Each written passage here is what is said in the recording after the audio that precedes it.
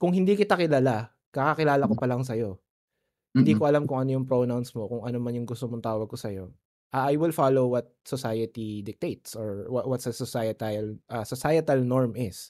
So, for example, mm, ikaw hindi ka naman cross-dresser, right? So, mm, 'pag ikaw bago ko pa lang kita kakilala, hindi ko naman alam kung Becky ka or what, right? mm, So, I will treat you like a man, oo. 'di ba?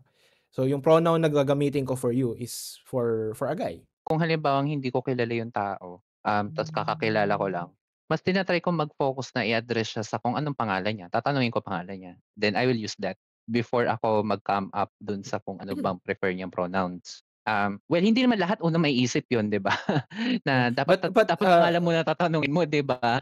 Oo, kaya but parang is that really oo, a big issue sa inyo or a big like, uh, let's say oo. requirement sa inyo? Siguro ano, magfo-fall na lang tayo dun sa ano, dun sa word na respect.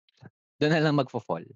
Um, Kasi after all, kung isisingit natin yung religion, ang religion naman, yun naman din yung sinasabi nila, 'di ba? Na respect na lang what we believe. So, why not respect din kung ano yung gustong pronouns nung taong yun.